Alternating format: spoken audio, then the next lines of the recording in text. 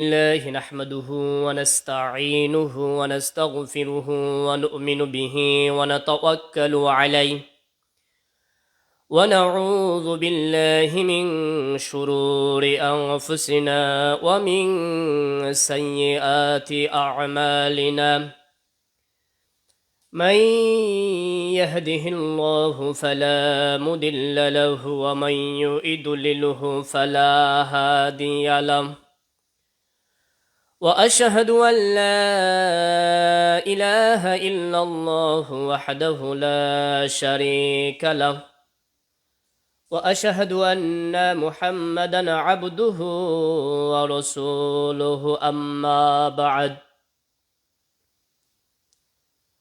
فإن خير الحديث كتاب الله وخير الهدي وهدي محمد صلى الله عليه وسلم وشر الأمور محدثاتها وكل محدثات بدعة وكل بدعة ضلالة وكل ضلالة في النار أما بعد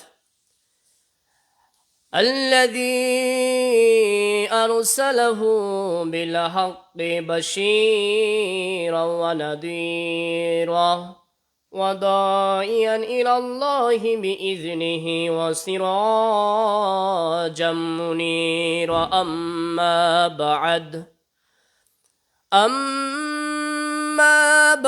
فقد قال الله تبارك وتعالى في كلامه المجيد الفرقانه الحميد أعوذ بالله من الشيطان الرجيم بسم الله الرحمن الرحيم يا أيها الناس اتقوا ربكم الذي خلقكم من نفس واحدة وخلق منها زوجها وبث منهما رجالا كثيرا ونساء واتقوا الله الذي تساءلون به والأرحام إن الله كان عليكم رقيبا بسم الله الرحمن الرحيم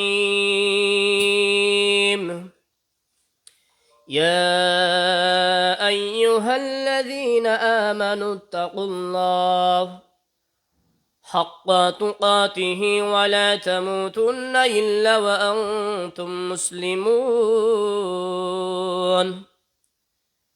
بسم الله الرحمن الرحيم يا أيها الذين آمنوا اتقوا الله وقولوا قولا سديدا يصلح لكم أعمالكم ويغفر لكم ذنوبكم ومن يطع الله ورسوله فقد فاز فوزا عظيما بسم الله الرحمن الرحيم قاف والقرآن المجيد بل عجبوا أن جاءهم منذر منهم فقال الكافرون هذا شيء عجيب أئذا متنا وكنا ترابا ذلك رجع بعيد بسم الله الرحمن الرحيم والعصر إن الإنسان لفي خسر إلا الذين آمنوا وعملوا الصالحات وتواصوا بالحق وتواصوا بالصبر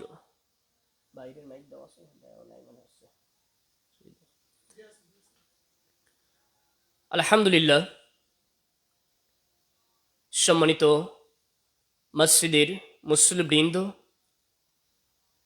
এবং পর্দার অন্তরালে অবস্থানরত সম্মানিতা দিনদার পরেশগার অবলা সরলা মা ও বোনেরা,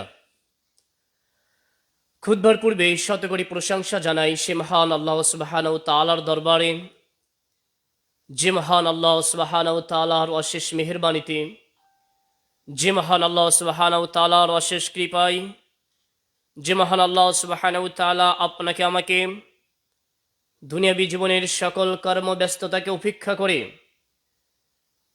যে মহান আল্লাহ সুবহানাহু ওয়া তাআলা যেদিনে এই সুন্দর পৃথিবী সৃজন করেছিলেন, আবার এই দিনে মহান আল্লাহ সুবহানাহু ওয়া তাআলা এই পৃথিবী বিলুপ্ত করবেন।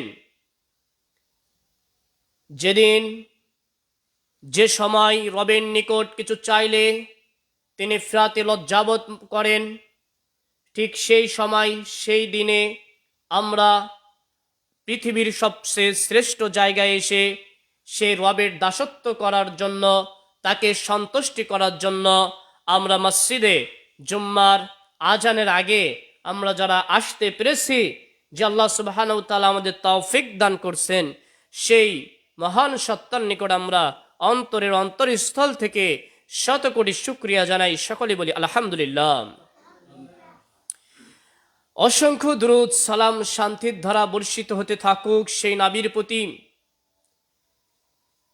যে নবীর 23 বছর বৈপ্লবিক সাধনায় আজকে পশু সমতুল্য মানুষ পরশের সমতুল্য হতে পেরেছেন, যে নবীর আগমনের পূর্বে প্রতিটি অলিতে গলিতে মারামারি, কাটাকাটি, হানাহানি, রক্তই রঞ্জিত ছিল, যে নবীর আসার পরে পুরো পৃথিবী আলোয় আলোকিত, পুরো পৃথিবীর মানুষ অন্ধকার থেকে বাইর হয়ে পৃথিবীর মানুষ যখন আলোকিত হলো, সে মহামানব যার আদর্শকে লালিত পালিত করতে পারলেই ইহকালীন জীবনের শান্তি এবং পরকালীন জীবনে আমরা মুক্তি পেতে পারি, এবং যে কিয়ামতের দিন তিনি ব্যতীত আর কেউ শাফায়াত করতে পারবেন না, সেই শাফায়াতের কান্ডারি নবিকুলের শিরোমণি সাইয়্যিদুল মুরসালিন, সাইয়্যিদুল কাওনাইন, খাতামান নবীন আহমদ মুস্তাফা মুহাম্মদ মুস্তাফা মুহাম্মদ রাসূলুল্লাহ সাল্লাল্লাহু আলাইহি ওয়াসাল্লাম। আমরা সকলে সংক্ষিপ্তভাবে দ্রুত পাঠ করি, বলি আল্লাহুম্মা সাল্লি আলাইহি আল্লাহুম্মা বারিক আলাইহি। সম্মানিত মসজিদের মুসল্লিবৃন্দ, আজকের এই জুম্মার খুতবার আমার সংক্ষিপ্ত আলোচনার বিষয় নির্ধারণ করেছি সূরাতুল আসরের তাৎপর্য। প্রিয় উপস্থিতি, মহাগ্রন্থ আল কোরআনের 30 নম্বর পারার এবং মহাগ্রন্থ আল কোরআনের সবচেয়ে ছোট্ট একটি সূরা হচ্ছে সূরাতুল আসর। কয়েকটি সূরা একেবারে ছোট, যেমন সূরা কাউসার, সূরা ইখলাস, সূরা আসর, সেই পর্যায়ের অনেক ছোট্ট একটি সূরা, কিন্তু যে সূরার তাৎপর্য অনেক গভীর। সেই সূরার আলোকে সময়ের মূল্য সম্পর্কে সংক্ষিপ্ত কিছু কথা বলবো। যেহেতু আমাদের ইংরেজি মাসের একেবারে শেষ সপ্তাহে আমরা চলে এসেছি, যেহেতু বছরের শেষে চলে এসেছি এবং মাসেরও শেষে চলে এসেছি, যে কারণে একটি বছর আপনার আমার জীবন থেকে, হায়াত থেকে চলে যাচ্ছে, কতটুকু কি অর্জন করতে পারলাম, এজন্য প্রেক্ষাপট বাস্তবতা সামনে রেখেই মহাগ্রন্থ আল কোরআনের সূরাতুল আসরের কিছু তাফসির এবং পবিত্র কোরআন এবং শহীদের আলোকে সালাফদের মুখনিসৃত বাণী, রাসূল সাল্লাল্লাহু আলাইহি ওয়াসাল্লামের বাণী আমার এই সামান্যতম ক্ষুদ্র বিদ্যায় উপস্থাপনা রাখার চেষ্টা করবে ইনশাআল্লাহ। আমার তৌফিকি ইল্লা বিল্লাহ। প্রিয় উপস্থিতি, খুতবার পূর্বেই প্রতিদিনের ন্যায় আমি একটা কথা বলে থাকি, যতটুকু সময় আমি আলোচনা করব সকলেই আমার চোখের দিকে চোখ রেখে আলোচনা শ্রবণ করার জন্য বিনীত আহ্বান জানাচ্ছি, এবং মহিলারা যারা রয়েছেন, মা বোনেরা, সবাই কান খাড়া করে শ্রবণ করার চেষ্টা করবেন। এবং আমাদের এখানে যেহেতু অনেক স্টুডেন্ট, যে কারণে অধিকাংশ স্টুডেন্ট, এই কারণে আলোচনাটা আজকে ছাত্রদের জন্য একটি ভূমিকা রাখবে ইনশাআল্লাহ। এই কারণে সবার প্রতি আমার ছাত্রদের প্রতি উদাত্ত আহ্বান, আলোচনাটি খুব গভীরভাবে মনোযোগ সহকারে শোনার চেষ্টা করবে ইনশাআল্লাহ। প্রিয় উপস্থিতি,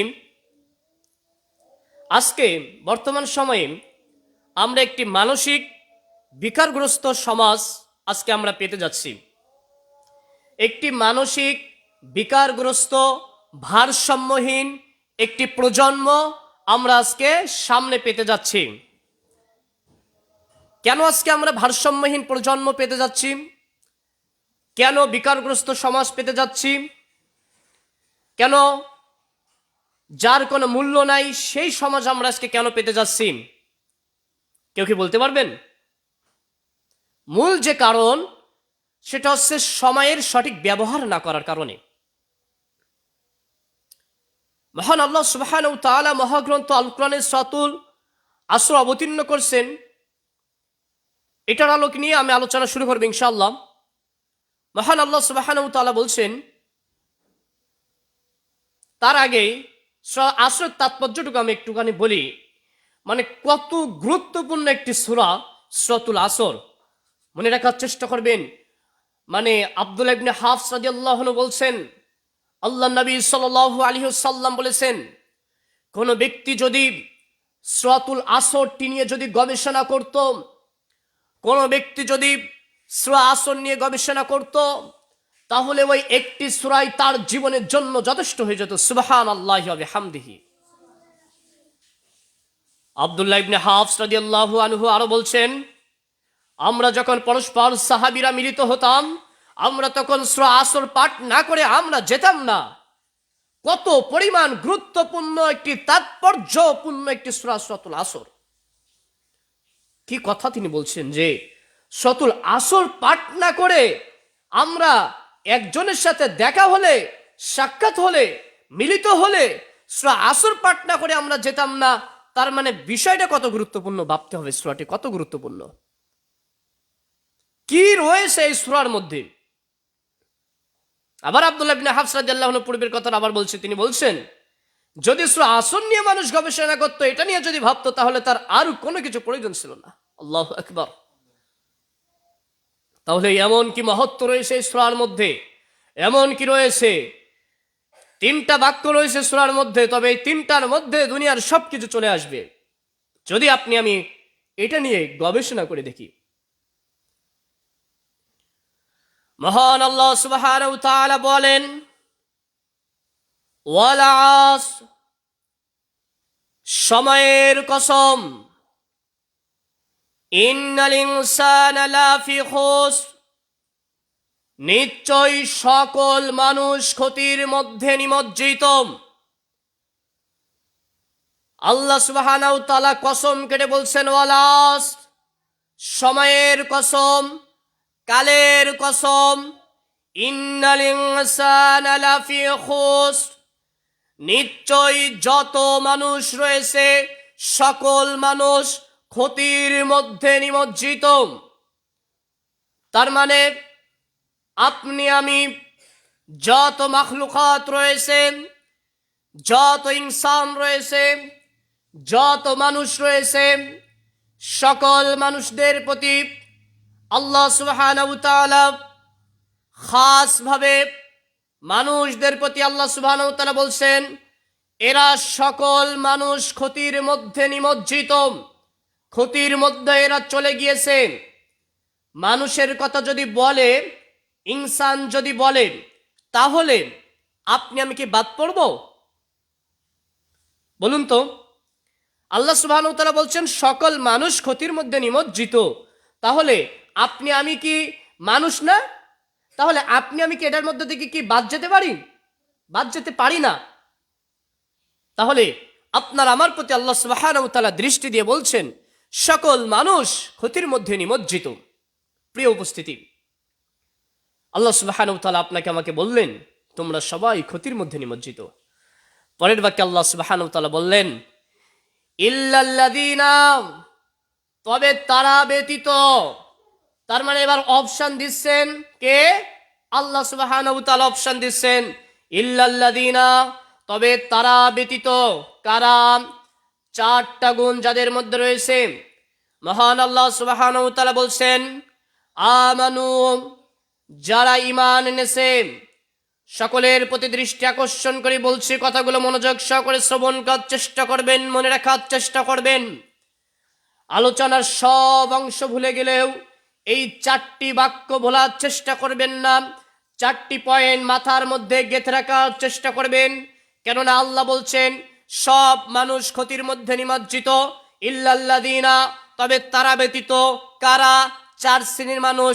1, আমানু, যারা ঈমান এনেছে। ওয়া আমিলুস সালিহ, ঈমান আনার পরে সৎ কর্ম করেছে। ওয়াতাওয়াসাউ বিল হক, যারা পরস্পর হকের দাওয়াত দিয়েছে। ওয়াতাওয়াসাউ বিস সবর, দাওয়াত দেওয়ার পরে যারা বিপদের সম্মুখীন হয়েছে, তারপরে যারা সবর করেছে। এই 4টি গুণ যদি মানুষের মধ্যে থাকে, 4টি গুণ যাদের মধ্যে থাকবে, তারা এই ক্ষতির মধ্য থেকে বাঁচতে পারবে। এই 4টি গুণ আলোচনা করব পরের বিষয় গিয়ে, পরের স্টেপে। এবার জানবো, এটা শুধু অর্থ করলাম, তাফসিরে পরে আসবো। একটি একটি করে এবার আসার চেষ্টা করব। প্রথম আসবো ওয়াল আস। আস দ্বারা আল্লাহ সুবহানাহু ওয়া তাআলা কি বুঝিয়েছেন? প্রিয় উপস্থিতি, এই যে সূরা আসরের যে কয়েকটা আয়াত রয়েছে, এর মধ্যে প্রথম যে বিষয়টি আল্লাহ সুবহানাহু ওয়া তাআলা বলছেন ওয়াল আস, সময়ের কসম। সময়ের কসম দিয়ে কি তিনি বুঝিয়েছেন? প্রিয় উপস্থিতি, মনে রাখার চেষ্টা করবেন। আমরা যখন কোনো মানুষকে বিশ্বাস করাই, কোনো কিছু মানুষের প্রতি আমরা গুরুত্ব দেওয়ার জন্য আমরা যখন কথা বলি, তখন কিন্তু আমরা কি করি? কসম কেটে বলি। কি বলি? ওয়াল্লাহি। আমরা কসম কেটে মানুষকে বিশ্বাস করানোর জন্য, জোরপূর্বক ভাবে তাকিদ দেওয়ার জন্য আমরা কসম কেটে বলে থাকি। ঠিক অনুরূপ ভাবে আল্লাহ সুবহানাহু ওয়া তাআলা মহাগ্রন্থ আল কোরআনের একাধিক জায়গায় কসম কেটেছেন। যেমন কি বলছেন? ওয়াত্তিন, 3 গাছের শপথ। ওয়াজ্জাইতুন, ওয়াতুরিস সিনিন, তুর পাহাড়, সিনাই পর্বতের কসম কেটে আল্লাহ সুবহানাহু ওয়া তাআলা এইভাবে বলছেন যে আমি মানুষকে উত্তম আকৃতিতে সৃষ্টি করছি আপনাকে আমাকে বোঝানোর জন্য। আল্লাহ সুবহানাহু ওয়া তাআলা কসম কেটে আল্লাহ সুবহানাহু ওয়া তাআলা দৃঢ়তা আনার জন্য, আস্থা আনার জন্য এইভাবে বলছেন। মহান আল্লাহ সুবহানাহু ওয়া তাআলা অনেক জায়গায় কসম কেটেছেন। সর্বশেষ জায়গায় যেটি কেটেছেন, যেখানে থাকে প্রশ্ন সবার, আল্লাহ সুবহানাহু ওয়া তাআলা তো বলছেন বিভিন্ন কসম কেটেছেন আলফাজ। আল্লাহ সুবহানাহু ওয়া তাআলা কসম কাটছেন কোনো জায়গার, স্থানের, কিন্তু সময়ের কসম কেন কেটেছেন? প্রিয় উপস্থিতি, এ বিষয় নিয়ে যখন তাফসির কারকগণ যখন ব্যাখ্যা করছিলেন, তাফসির লিখবেন আল্লামা রাজি রাহিমাহুল্লাহ, তিনি যখন তাফসির লিখবেন ওয়াল আস, এটির ব্যাখ্যা তিনি খুঁজে পাচ্ছেন না। মনে রাখার চেষ্টা করবেন, কোন কবি, কোন সাহিত্যিক, কোন তাফসির কারক, কোন মুহাদ্দিস, যারা লেখক, তারা যখন লেখে তখন দেখবেন নির্জনে একটি জায়গায় যায়, সেখানে মানে যে কোনো একটা জায়গায় যেখানে কোনো হইচই থাকে না, একটা মনোরম পরিবেশে যাওয়ার চেষ্টা করেন। এক সময় আল্লামা রাজি রাহিমাহুল্লাহ, মনে রাখার চেষ্টা করবেন ঘটনাটি, আল্লামা রাজি রাহিমাহুল্লাহ সূরাতুল আসরের তাৎপর্য লিখবেন, কোনো ব্যাখ্যা তিনি খুঁজে পাচ্ছেন না। তিনি ভাবছেন একটি নদীর কিনারায় দাঁড়িয়ে রয়েছেন। দাঁড়িয়ে থাকার পরে ভাবতেছেন কি লিখবো, তিনি কিছু খুঁজে পাচ্ছেন না। কিছু সময় পরে একটি বড় বিক্রেতা তার সামনে দিয়ে যাচ্ছে এবং তার মাথার উপরে কিছু বরফ রয়েছে এবং বলতেছে ইরহামু ইরহামু, আমাকে রহম করো, আমার প্রতি দয়া করো। যখন এই কথা বললেন, ইমাম রাজি রাহিমাহুল্লাহ তখন বললেন যে এই তো আমি পেয়ে গিয়েছি, আমার সূরা আসরের তাফসীর আমি পেয়ে গিয়েছি, আর লাগবে না। তাহলে এখানে কি রয়েছে? বরফ বিক্রেতা, তার মাথায় বরফ রয়েছে, সূর্যের আলো পড়ে তার বরফগুলো গলে গলে পড়তেছে, তাই তখন বলতেছে ইরহামু ইরহামু, আমি নিঃশেষ হয়ে গেলাম, আমার প্রতি দয়া করো, আমার প্রতি রহম করো। তখন আল্লামা রাজি রাহিমাহুল্লাহ বললেন বুঝেছি সূরা আসরের তাফসীর আমি এখন পেয়ে গেছি। এখান থেকে তিনি যেটা নিয়ে আসলেন, আপনার আমার জীবনও ঠিক ওই যে সূর্যের তাপে বরফ যেভাবে গলে গলে পড়তেছে, আপনার আমার সময়ের সাথে সাথে জীবন থেকে আপনার আমার হায়াত এভাবে কমে যাচ্ছে। সুবহানাল্লাহি ওয়া বিহামদিহি। প্রিয় উপস্থিতি, সূর্যের তাপে বরফ যেভাবে গলে গলে পড়তেছেন, ঠিক আপনার আমার জীবন থেকে সময় এইভাবে চলে গিয়ে যাওয়ার সাথে সাথে আপনার আমার হায়াত শেষ হয়ে যাচ্ছে। তাহলে এই হায়াতের মধ্যে, এই জীবনের মধ্যে আপনি আমি যদি নিজেকে কিছু করে না নিতে পারি, তাহলে আপনি আমি হয়ে যাব দুনিয়ার মধ্যে সবচেয়ে ক্ষতিগ্রস্ত ব্যক্তি। প্রিয় উপস্থিতি, আমি আপনাকে কিভাবে বুঝাই এই সময়ের মূল্য, ওয়াল আসরের তাৎপর্য। আল্লামা রাজি রাহিমাহুল্লাহ কথা বলছেন, নিজের কাছে এবার ভাবুন তো, আপনার আমার সময় বাড়তেছে নাকি কমতেছে? একটুখানি কল্পনা করার চেষ্টা করুন। আপনার আমার জীবনে একটুখানি চোখটা বন্ধ করে একটু অনুধাবন করুন তো, আপনার আমার জীবনের সময়টা আজকে কোথায় চলে গিয়েছে? আপনার আমার সময় এখন কোথায় রয়েছি? এখান থেকে 20টা বছর পূর্বে আপনি আমি কোথায় ছিলাম? আপনি একটুখানি ভাবুন তো, আপনার আমার একটুখানি চোখটা বন্ধ করে একটুখানি ভাবুন তো। চোখটা বন্ধ করলে বুঝতে পারবেন, সেদিন তো আমি পৃথিবীতে জন্মালাম, সেদিন তো আমি পৃথিবীতে আসলাম, সেদিন তো আমি হাফ প্যান্ট পরে ঘুরে বেড়াইছিলাম, সেদিন তো আমি ওইখানে গিয়েছিলাম, সেদিন তো প্রাইমারি লেভেল শেষ করলাম। আজকে দেখতে দেখতে শিক্ষা জীবন শেষ হয়ে যাচ্ছে। আজকে দেখতে দেখতে আজকে সন্তানগুলো আমাদের বড় হয়ে যাচ্ছে। দেখতে দেখতে দাড়িগুলো সাদা হয়ে যাচ্ছে, চুলগুলো সাদা হয়ে যাচ্ছে। দেখতে দেখতে চোখটা বন্ধ করুন তো, সময় এইভাবে আপনার আমার জীবন থেকে চলে যাচ্ছে। অথচ সে সময় থেকে আপনি আমি কি শিক্ষা নিতে পেরেছি এবং কি আপনি আমি করতে পেরেছি। আর আল্লাহ সুবহানাহু ওয়া তাআলা এই সময়টা আল্লাহ সুবহানাহু ওয়া তাআলা আপনাকে আমাকে কেন দিয়েছেন, এই বিষয়টা নিয়ে একটুখানি আপনি আমি কি উপলব্ধি করেছি কখনো? মহান আল্লাহ সুবহানাহু ওয়া তাআলা মহাগ্রন্থ আল কোরআনের 29 নম্বর পারা 67 নম্বর সূরাতুল মুলকের 2 নম্বর আয়াতে আল্লাহ সুবহানাহু ওয়া তাআলা বলছেন, আল্লাযী খালাকাল মাউতা ওয়াল হায়াতা লিয়াবলুয়াকুম আইয়ুকুম আহসানু আমালা।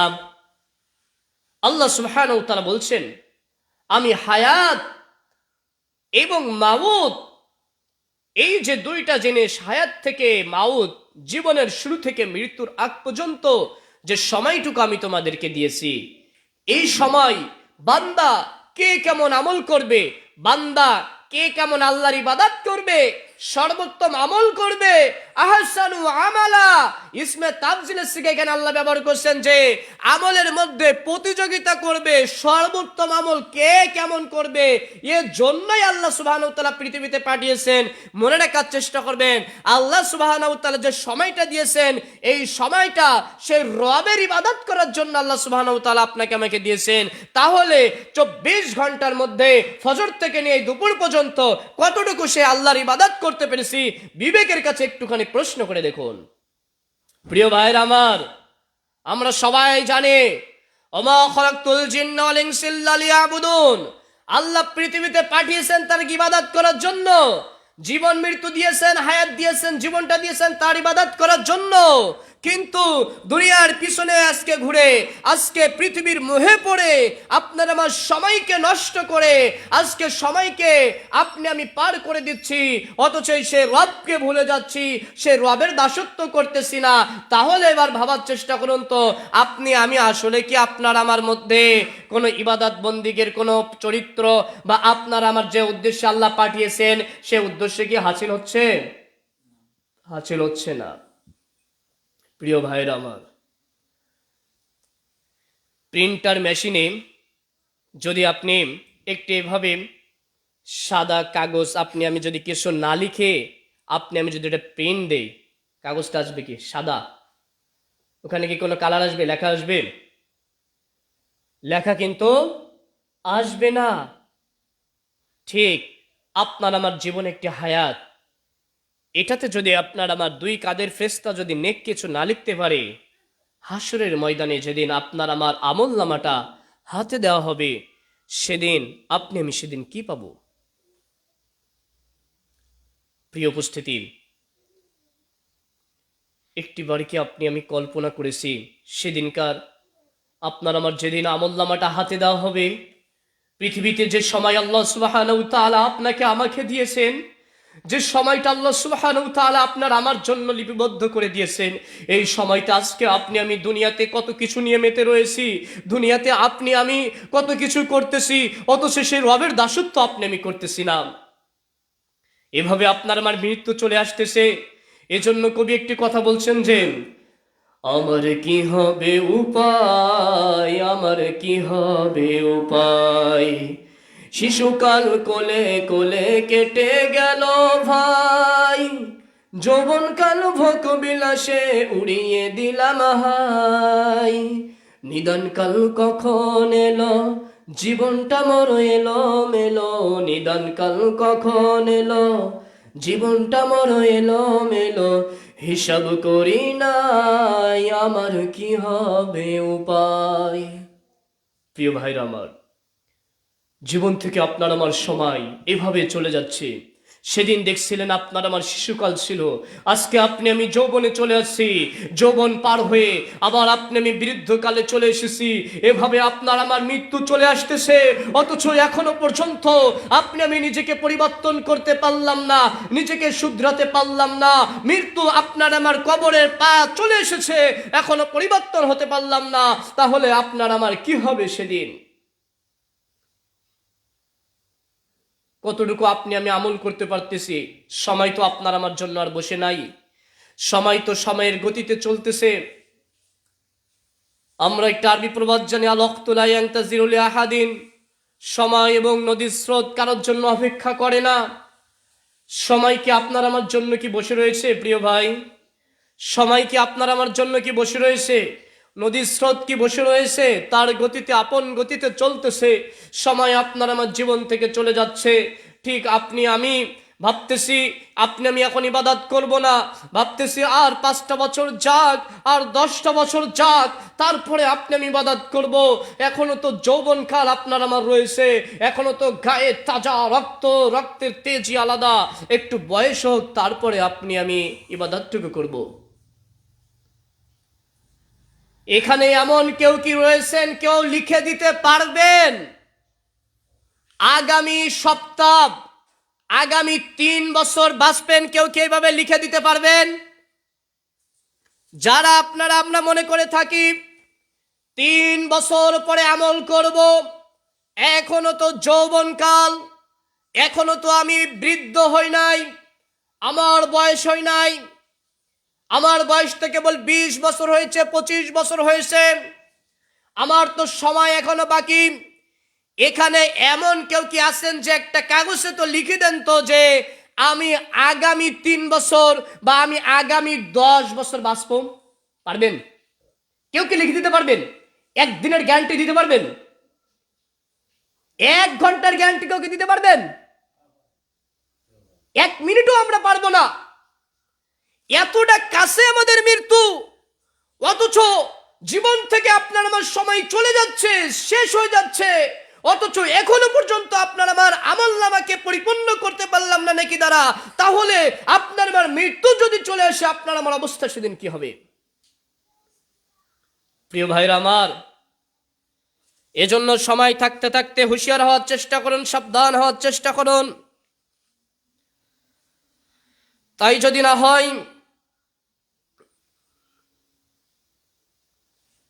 না হয়, তাহলে আপনার আমার জীবনে কিন্তু ইহকালীন জীবনে লাঞ্ছিত, পরকালীন জীবনে কিন্তু আপনি আমি অপদস্থ হব কিন্তু।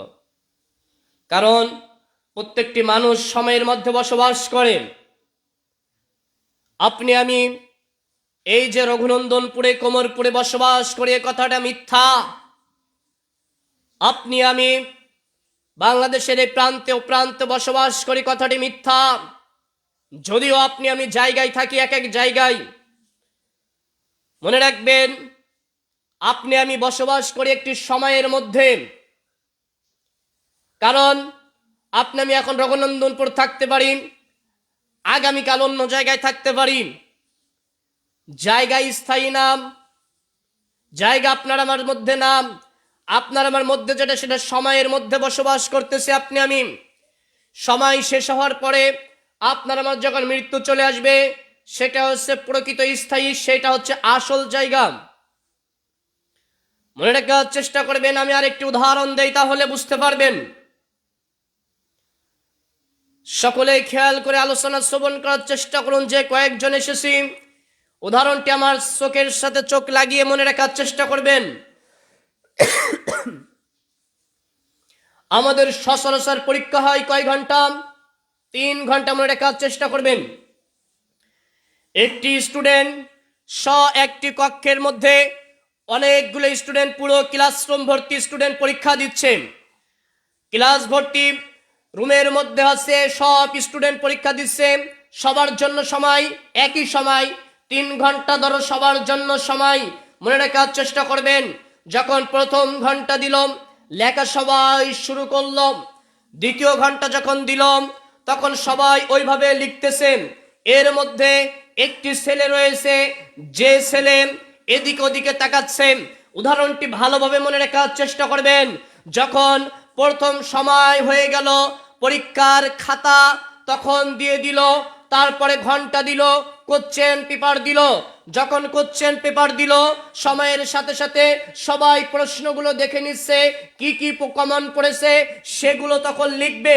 ওর মধ্যে একটি ছেলে হলো প্রশ্ন পাওয়ার পরে এদিকে তাকাচ্ছে, ওদিকে তাকাচ্ছে, খাতার দিকেও দেখতেছে না, প্রশ্নও দেখতেছে না, অমনোযোগী ভাবে আছে। ঘন্টার 1 ঘন্টা যখন চলে যায়, সবাই লেখা শুরু করতেছে, সবাই দ্রুতর সাথে লিখতেছে।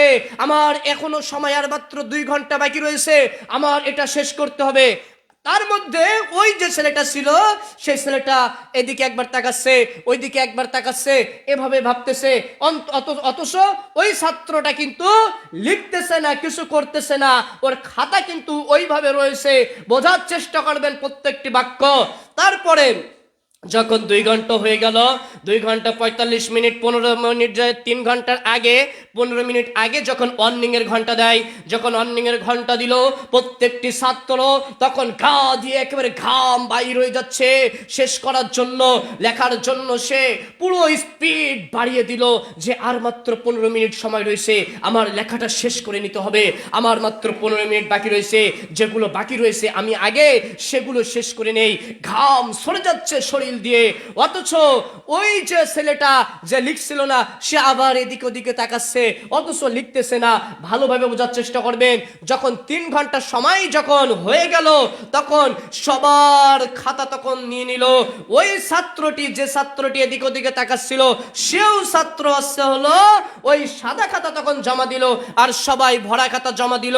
এবার আপনি বলুন তো, যে ছাত্রটা এদিকে ওদিকে তাকাচ্ছিল, যে ছাত্রটা লেখার সময় লিখছিল না, এদিকে ওদিকে তাকাচ্ছিল, অমনোযোগী ছিল, ওই ছাত্রটাকে আপনি কি বলবেন?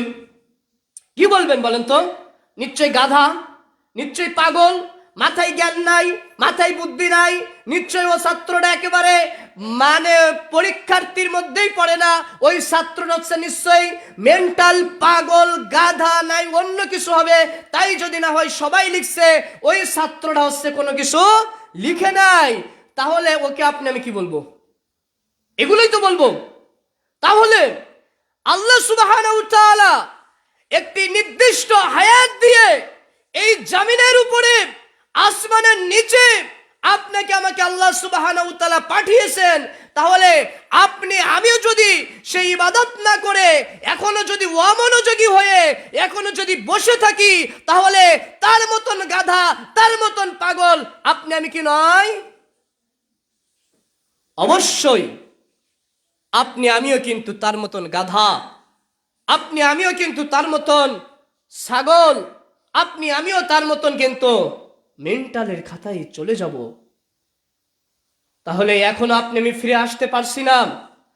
চোখটা বন্ধ করে একটুখানি ভাবুন তো, আপনার আমার হঠাৎ এখন আপনি আমি মারা গিয়েছি, হঠাৎ এখন আপনি আমি মারা গিয়েছি, এখন আপনার আমার নিঃশ্বাসটা ফুরিয়ে গিয়েছে। আচ্ছা বলুন তো, এখন যদি আপনি আমি মারা যাই, আপনার আমার কত সময় তারা দুনিয়াতে রাখবেন? মানুষ কত সময় রাখবে? 1 মাস রাখবে?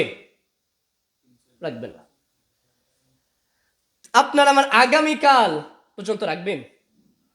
রাখবে না। যদিও মানুষ দূর দূরান্ত থেকে আসে 5 ঘন্টা 10 ঘন্টা, তাহলে এখন মৃত্যুর তো গ্যারান্টি নাই, আগে বললেন। তাহলে এখন যদি মারা যায়, আগামীকাল এত সময় কি আপনার আমার কি দুনিয়াতে রাখতেছেন? ভাই রাখতেছে না। তাহলে একটুখানি কল্পনা করুন তো, এখন যদি নিঃশ্বাসটি ফুরাই যায়, একটুখানি ভাবুন, আশ্রয়ের তাৎপর্যগুলো একটুখানি বোঝার চেষ্টা করুন। এখন যদি মারা যায়, আগামীকাল এত সময় আপনার আমার এই দুনিয়াতে ভাই রাখবে না। ঠিক মাগরিবের সময়, আসরের সময় আপনার আমার লাশটা এইভাবে রাখা হবে। একটুখানি ভাবুন তো, অন্তর দিয়ে ভাবুন। আপনার আমার লাশটা এইভাবে রাখা হবে, পিছনে সবাই এইভাবে জানাজার সালাত আদায় করতেছে, ইমাম এখানে দাঁড়িয়েছে, লাশটা এইভাবে সামনে। আপনার আমার পরিস্থিতি সেদিন কেমন হবে? আমরা কি এই দুনিয়ায় কি আমরা কি সবাই কি স্থায়ী? আমাদের কি মৃত্যু আসবে না? তাহলে আপনার আমার লাশটা এইভাবে রাখা, সবাই এইভাবে পিছনে জানাজার সালাত আদায় করতেছে। আজকে সবাই জিজ্ঞাসা করবে, যে নাম ধরে জিজ্ঞাসা করতেছে, আব্দুল্লাহ কেমন আছে, ও কি করতেছে, ওর পড়ালেখার কি অবস্থা। এখন যদি মারা যায়, তখন বলবে লাশের জানাজা কখন, লাশের দাফন করবে কখন। নিঃশ্বাসটা ফুরানোর সাথে সাথে আপনার আমার নামটা আগে মুছে গেল। আমরা এখানে যারা আছি, যারা জন্মাইছি, আমরা কি সবাই কি থাকবো? আমরা তো সবাই মৃত্যুশীল, সবাই আমরা মানুষ, মরণশীল। আমাদেরকে এই দুনিয়া থেকে যাওয়া লাগবে না? আপনার আমার নামটা মুছে গেল, সাথে সাথে নামটা যখন মুছে গেল, কবরের মধ্যে আপনাকে আমাকে যখন রাখলো, লাস্টে এভাবে নিয়ে যাচ্ছে, এগুলো মুহূর্তটা ভাবেন তো। সবাই আমরা আজকে অন্যের জানাজার সালাত আদায় করি, আপনার আমার জানাজার সালাত সবাই আদায় করতে আসবে। আজকে অমুক ভাইয়ের জানাজার সালাত, একদিন সবাই বলবে আজকে খালিদের জানাজার সালাত এতটার সময়। এই যে দুনিয়ার প্রতি যে আপনার আমার এত ভালোবাসা, এত দুনিয়ার প্রতি যে আপনার আমার ভালোবাসা, আজকে দুনিয়ায় আপনার আমার যে সময়কে আপনি আমি কত আজে বাজে নষ্ট করতেছি। একটা সময় মানুষের মুখে মুখে বলবে খালিদ ভাই মারা গিয়েছে, একটা সময় সবাই এভাবে আপনারা জানাজার সালাত আদায় করতে আসবেন। আপনার জানাজার সালাত আমরা এভাবে আদায় করব, সবাই পিছনে থাকবো, সবাই আপনার আমার খাটিয়াটা নিয়ে সবাই এইভাবে যাবো। বিষয়টা ভাবেন তো, কিছুদিন আগে আমাদের খুব কাছের দিনই ভাই যে ফাইম ভাই মারা গেল, কখনো কি কল্পনা করেছিলাম ভাই এত দ্রুত মারা যাবে? তার 1 সপ্তাহ আগেও সুস্থ ছিল। এভাবে তো আপনার আমার মৃত্যুটা চলে আসবে, এভাবেই তো আপনার আমার মৃত্যুটা চলে আসবে। একটুখানি কি কল্পনা করেছি? খাটিয়াটা যখন নিয়ে যাচ্ছে, নিয়ে যাওয়ার পরে ওই যে মাটির নিচে যখন আপনাকে আমাকে রাখতেছে, এই শীতকাল, আপনি একটু ওই যে মাটিতে হাত দিবেন। আমি মাঝে মধ্যে একটু মাটিতে হাত দিয়ে দেখি মাটিটা আসলে কেমন। ওই মাটিতে হাত দিয়ে দেখবেন মাটিটা কত ঠান্ডা। এখন ওই মাটির নিচে আপনার আমার রাখা হবে। আপনার আমার ডানেও মাটি, আপনার আমার বামেও মাটি, ডানেও মাটি, বামেও মাটি, উপরে আপনার আমার বাঁশের ছাউনি। কল্পনা কি করেছেন? আপনার আমার জীবনে কি এমনটা হবে না? ডানে বামে মাটি, মাথার উপরে বাঁশের ছাউনি, অনন্তকাল সেখানে উপরে থাকতে হবে।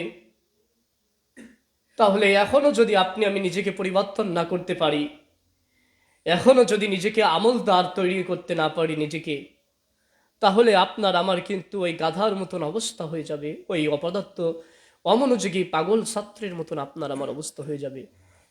প্রিয় ভাইরা আমার, এজন্য এখনো সময় রয়েছে। সময়কে যতভাবে মূল্যায়ন করার চেষ্টা করুন।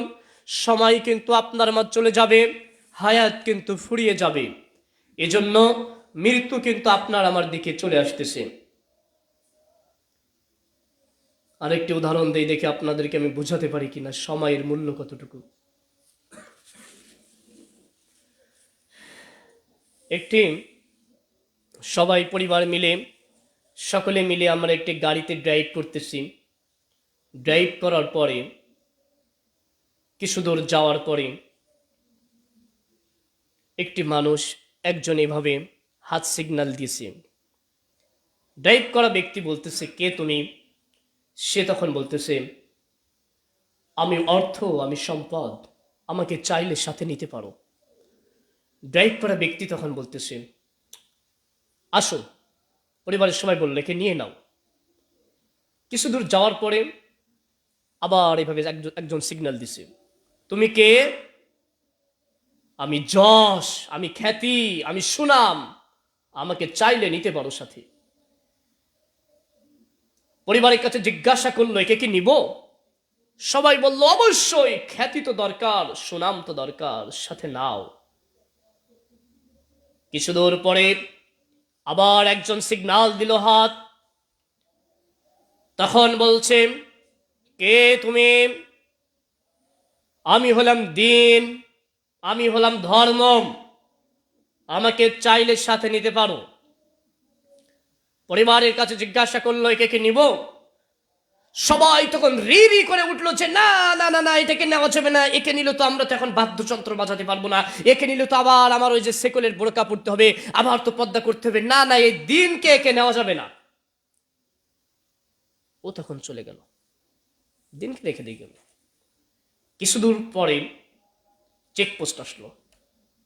চেকপোস্টে যাওয়ার পরে চেকপোস্টে যখন গেছে, ড্রাইভ করা ব্যক্তিকে, ড্রাইভারকে বলছেন, যাত্রী যারা আছে রেখে দাও সবাইকে, তুমি শুধু একা আসো গাড়ি নিয়ে।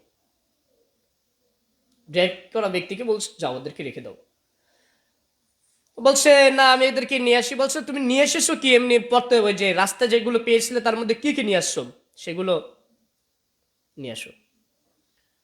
বলছে, হলো আমি এগুলো এগুলো পেয়েছিলাম, আমি খ্যাতি পেয়েছিলাম, আমি অর্থ সম্পদগুলো পেয়েছিলাম।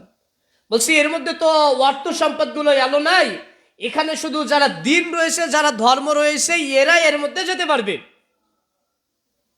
তখন বলছে, আমি তো ওই ধর্মকে দিনকে রেখে আসছি, আমাকে আর একটু সময় দিন, আমি ওকে নিয়ে আসি।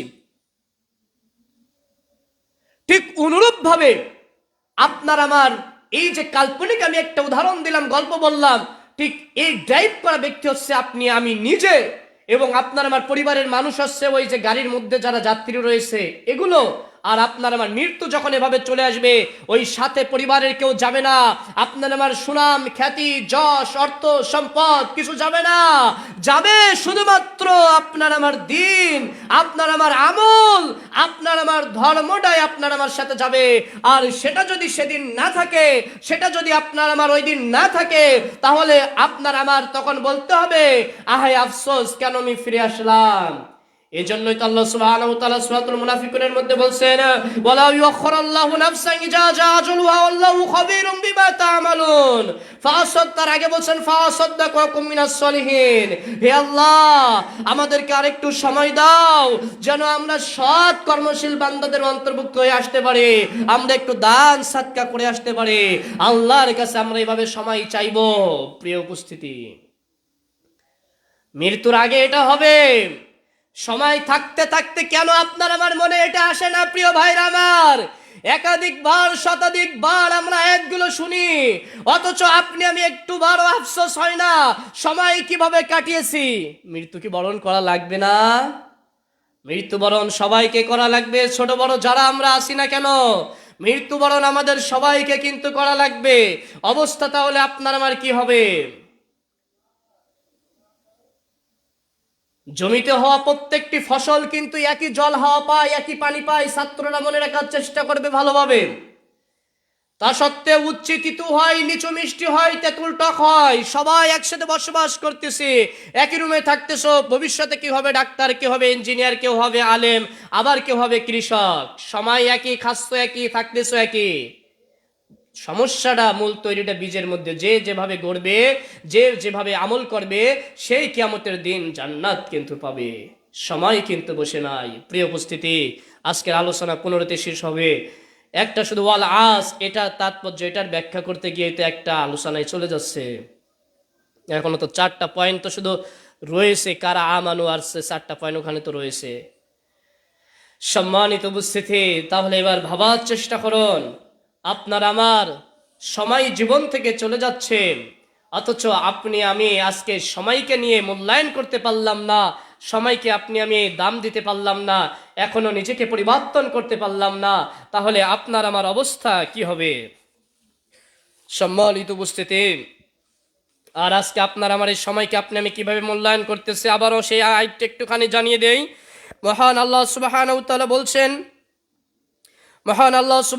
বলছেন, ওয়ালাস, সময়ের কসম, নিশ্চয়ই সকল মানুষ ক্ষতির মধ্যে নিমজ্জিত, প্রত্যেকটি মানুষ ক্ষতির মধ্যে নিমজ্জিত, প্রত্যেকটি মানুষ ক্ষতির মধ্যে রয়েছে। তাহলে যারা সময়কে মূল্যায়ন করেনি তারা ক্ষতির মধ্যে রয়েছে, তারাই ক্ষতিগ্রস্ত হবে।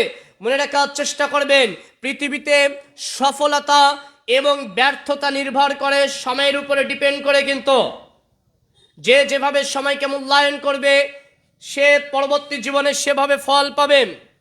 মনে রাখার চেষ্টা করবেন, আল্লাহ সুবহানাহু ওয়া তাআলা আমাদের সবার জন্য কিন্তু 24 ঘন্টা সময় দিয়েছেন। একজন ডাক্তারেরও 24 ঘন্টা দিয়েছেন, একজন ইঞ্জিনিয়ারেরও 24 ঘন্টা দিয়েছেন। প্রত্যেকটি মানুষেরই কিন্তু 24 ঘন্টা সময় আল্লাহ সুবহানাহু ওয়া তাআলা দিয়েছেন। এরপরেও এক একজন মানুষ এক এক রকম ফল পাচ্ছে। কিন্তু এজন্য আপনার আমার এই সময়টা সঠিকভাবে ভাবতে হবে, সঠিক ডিসিশন নিতে হবে, আমি এই সময়ের মধ্যে কি করতেছি এবং আমার কি করা উচিত। সম্মানিত উপস্থিতি, মনে রাখার চেষ্টা করবেন, সময় হলো তরবারির মতো। আপনি আমি যদি সময়কে ব্যবহার না করতে পারি, সময়কে যদি আপনি আমি কাটতে না পারি, সময়কে যদি আপনি আমি ব্যবহার না করতে পারি, ওই সময় আপনাকে আমাকে এভাবে কেটে দিবে। প্রিয় উপস্থিতি, এজন্য সময়ের ক্ষেত্রে সতর্ক হতে হবে, সময়ের ক্ষেত্রে আপনার আমার স্বার্থপর হতে হবে। কেননা প্রত্যেকটি সময়ের আল্লাহ সুবহানাহু ওয়া তাআলা কিন্তু হিসাব নেবেন। মহানবী সাল্লাল্লাহু আলাইহি ওয়াসাল্লাম বলছেন, লা তাযালু কদামা ইবনে আদম ইয়াউমাল কিয়ামা মিন ইনদা রাব্বিহি হাত্তা 50। আল্লাহ নবী সাল্লাল্লাহু আলাইহি ওয়াসাল্লাম বলছেন, 5টি প্রশ্নের জবাব না দেওয়া পর্যন্ত আদম সন্তান তার রবের নিকট থেকে এক পাও সরাতে পারবে না। 1 নাম্বার জিজ্ঞাসা করা হবে, আন উমরি ফিমা আফনা, তার সময়টা পুরো বয়সটা সে কিভাবে কাটিয়েছে। তার মানে আপনার আমার এই যে সময় অতিবাহিত করতেছি, এই সময় সম্পর্কে কিয়ামতের দিন জিজ্ঞাসিত করা হবে। সম্মানিত উপস্থিতি, ওয়ান শাবাবিহি, জিজ্ঞাসা করা হবে তার সময় যৌবনকাল কিভাবে সে অতিবাহিত করেছে। সময় সংক্ষেপ হয়ে আসতেছে, বিস্তারিত আলোচনাগুলো করেছি না, মূল সারমর্মগুলো বলে যাচ্ছে। মহান আল্লাহ সুবহানাহু ওয়া তাআলা আমাদের সকলকে সময়কে যতভাবে হেফাজত করার তৌফিক দান করুন। আল্লাহুম্মা আমিন। ওয়া আখিরু দাওয়ানা আলহামদুলিল্লাহি রাব্বিল আলামিন।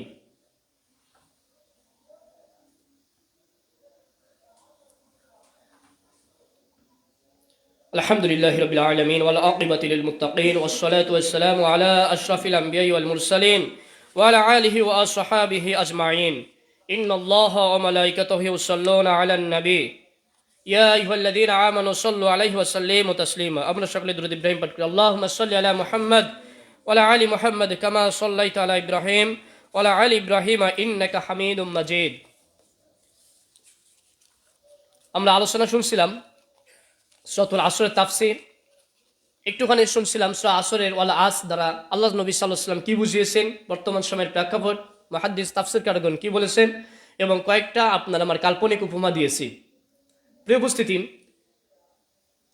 এরপরে আল্লাহ সুবহানাহু ওয়া তাআলা যেটুকু বলছেন, ওয়াল আস, সময়ের কসম, সকল মানুষ ক্ষতির মধ্যে নিমজ্জিত, সকল মানুষ ক্ষতির মধ্যে রয়েছে। তবে এখান থেকে উত্তরণের উপায়, এখান থেকে যে বাঁচার উপায়, আল্লাহ সুবহানাহু ওয়া তাআলা বললেন, ইল্লাল্লাযীনা, তবে তারা ব্যতীত, আমানু, যারা ঈমান এনেছে, ওয়া আমিলুস সালিহ, এবং সৎকর্ম করেছে, ওয়া তাওয়াসাউ বিল হক, পরস্পরে হকের দাওয়াত দিয়েছে, ওয়া তাওয়াসাউ বিস সাবর, এবং যারা পরস্পর ধৈর্য ধারণ করেছে। এটা নিয়ে সংক্ষিপ্ত কথা বলে আলোচনা শেষ করে দেব ইনশাআল্লাহ।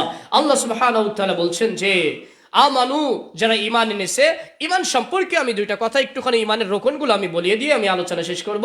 যেটা হচ্ছে ঈমান। ঈমান বলতে আপনি আমি শুধু জানছি আল্লাহ রাসূলকে বিশ্বাস করা। প্রিয় উপস্থিতি আমার, মনে রাখার চেষ্টা করবে, এতটুকুর মধ্যে ঈমান কিন্তু সীমাবদ্ধ না। ঈমানের মূল রোকনটুকু আমি বলে দেই।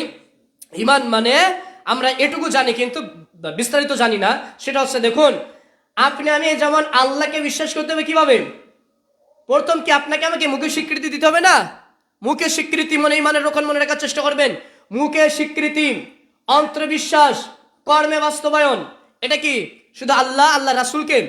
জি না, পুরো ইসলামকে, আল্লাহ সুবহানাহু ওয়া তাআলার আদেশ নিষেধ যা কিছু রয়েছে, তাহলে আপনি আমি ইসলামের কিছু জিনিস স্বীকৃতি দিলাম, অন্তর্বিশ্বাস করলাম, কর্মে যদি বাস্তবায়ন না করি ইমান হলো? ইমান হলো না। এমনিতে তো আল্লাহ সুবহানাহু ওয়া তাআলা বললেন না যে সকল মানুষ ক্ষতির মধ্যে নিমজ্জিত, ইল্লাল্লাযিনা, তবে তারা ব্যতীত। কারা? আমানু, ঈমানদারগণ। তাহলে কারা সেই ঈমানদার? কারা? আপনি আমি কি সেই ঈমানদার হতে পেরেছি? সম্মানিত উপস্থিতি, তারপরে এবার এই ঈমান যদি আপনি আমি আনি, তাহলে বাকিগুলো সহজ হয়ে যাবে। কিভাবে? আল্লাহ সুবহানাহু ওয়া তাআলা বলছেন আমানু ওয়া আমিলুস সালিহ, এবং যারা সৎকর্ম করেছে। তাহলে আপনাকে আমাকে আমলে সলেহ করতে হবে। মনে রাখার চেষ্টা করতে হবে, আপনাকে আমাকে পরকালীন জীবনে মুক্তি পেতে হলে আপনাকে আমাকে আমলে সলেহ করতে হবে, সৎকর্ম করতে হবে। সৎকর্ম সম্পর্কে আল্লাহ সুবহানাহু ওয়া তাআলা সূরাতুল মুমিনুনের মধ্যে আল্লাহ সুবহানাহু ওয়া তাআলা জানিয়ে দিয়েছেন যে সৎকর্মের গুণাবলীগুলো, যাকাদ আফলাহাল মুমিনুন, সফলকাম তারা, মুমিন তারাই। আমরা ওখানে 10টা গুণাবলী আল্লাহ সুবহানাহু ওয়া তাআলা করেছেন। এই জন্য আমরা সবসময় চেষ্টা করবো আমলে সলেহগুলো, বিস্তারিত সময় নাই, 15 খুতবা শেষ, এই কারণে মনে রাখার চেষ্টা করবেন আমলে সলেহ করার আপনাকে আমাকে চেষ্টা করতে হবে। তারপরে যেটা ওয়াতাওয়াসাউ বিল হাক্কি ওয়াতাওয়াসাউ বিস সাবর, ওয়াতাওয়াসাউ বিল হক, পরস্পর আপনার আমার হকের দাওয়াত দিতে হবে। আল্লাহ নবী সাল্লাল্লাহু আলাইহি ওয়াসাল্লাম বলছেন যে তোমরা একটি আয়াত যদি জানো, অন্য ব্যক্তিকে তোমরা সেটি জানাও। তাহলে আপনি আমি যদি জানি, আপনি আমি অন্য ব্যক্তিকে সেটা জানানোর চেষ্টা করব। আপনি আমি দাওয়াত আপনাকে আমাকে দিতে হবে। যে যে স্থানে রয়েছি সেই স্থান থেকে আপনাকে আমাকে দাওয়াতি কাজ করতে হবে। এইবার এই দাওয়াতি কাজ যখন আপনি আমি করতে যাব, কিভাবে হবে? এ বিষয়ে আল্লাহ নবী সাল্লাল্লাহু আলাইহি ওয়াসাল্লাম বহু কথা বলছেন। আল্লাহ সুবহানাহু ওয়া তাআলাও তারপরে বলছেন, সময় শেষ হয়ে গেছে, আমি বিস্তারিত আর বলতে পারলাম না। এজন্য আপনাকে আমাকে দাওয়াত দিতে হবে। আল্লাহ সুবহানাহু ওয়া তাআলার পক্ষ থেকে যে বাণী আসছে, রাসূল সাল্লাল্লাহু আলাইহি ওয়াসাল্লাম যেটা বলেছেন, সে দাওয়াত দিতে হবে। এরপরে দাওয়াত দিতে গেলে কি হবে? এরপরে আল্লাহ কিন্তু বলছেন, কারণ আপনার আমার উপরে যে বিপদ আপদ চলে আসতেছে, এই বিপদ আপদ আসার পরে কিন্তু আপনার আমার দাওয়াত দেওয়ার পরে বিপদ আপদ আসবে। তাই তো আল্লাহ সুবহানাহু ওয়া তাআলা বলছেন ওয়াতাওয়াসাউ বিস সাবর, যারা বিপদ আপদে যারা ধৈর্য ধারণ করেছে। এজন্য আমরা এই 4টা গুণাবলী আমরা নিজেদের মধ্যে বাস্তবায়ন করার চেষ্টা করব। আল্লাহ সুবহানাহু ওয়া তাআলা আমাদের সকলকে সে তৌফিক দান করুন। আল্লাহুম্মা আমিন। হে আল্লাহ, আমাদের সকলকে আজকে যে বিষয়ের উপরে আলোচনা করলাম, সময়ের মূল্য, সূরাতুল আসরের আলোকে, আল্লাহ সুবহানাহু ওয়া তাআলা আমাদের সকলের জীবনে সময়কে সঠিকভাবে হেফাজত করার, সময়কে সঠিকভাবে মূল্যায়ন করার তৌফিক দান করুন। আল্লাহুম্মা আমিন। আমরা আল্লাহর কাছে দোয়া করি, আল্লাহ সুবহানাহু ওয়া তাআলা সেই ক্ষতিগ্রস্ত ব্যক্তিদের মধ্যে যেন আমাদের অন্তর্ভুক্ত না করেন। আল্লাহুম্মা আমিন। হে আল্লাহ, আমাদের ভিতরে বাড়িতে, হাসপাতালে যারা অসুস্থ রয়েছে, আল্লাহ তুমি তাদের সকলেরই পরিপূর্ণ শিফায়ে কামিলা দান করো। আল্লাহুম্মা আমিন। আমাদের এক দিনী ভাই মধুখালীর আসাদ ভাই, তিনি অসুস্থ রয়েছেন, আমরা দোয়া করি আল্লাহ সুবহানাহু ওয়া তাআলা তাকে দ্রুত পরিপূর্ণ শিফায়ে কামিলা দান করুন। আল্লাহুম্মা আমিন। হে আল্লাহ, আমাদের ভিতর যারা ঋণগ্রস্ত রয়েছে, তুমি তাদের সকলকে ঋণ মুক্তি করার তৌফিক দান করুন। আল্লাহুম্মা আমিন। হে আল্লাহ, তুমি আমাদের সকলকে হায়াতে তয়্যিবা, সিহাতে কুল্লিয়া সবাইকে দান করো। আল্লাহুম্মা আমিন। হে আল্লাহ, আমাদের যে সকল পিতামাতা কঠিন কবরের মধ্যে রয়েছে, তুমি তাদের সকলকে কবরের আযাব মাফ করে দাও। আল্লাহুম্মা আমিন। হে আল্লাহ, আমাদের যে সকল পিতামাতা দুনিয়াতে বেঁচে রয়েছে, আমরা দুনিয়াতে যারা বসবাস করছি, আমাদের যে সকল ভুল ত্রুটি পাপ রয়েছে, আল্লাহ তুমি আমাদের সকলকে পাপ ত্রুটিগুলো মোচন করে নেকিতে পরিপূর্ণ করে দাও। আল্লাহুম্মা আমিন। হে আল্লাহ, তুমি আমাদের সকলকে সার্বিক জীবনে, পারিবারিক জীবনে, সামাজিক জীবনে, জীবনের প্রত্যেকটি জায়গায় পবিত্র কোরআন এবং সহিহ হাদিসের আলোকে জীবন পরিচালনা করার তৌফিক দান করুন। আল্লাহুম্মা আমিন। ফাদখুরুনি আদখুরুকুম ওয়াশকুরুলি ওয়া লা তাকফুরুন।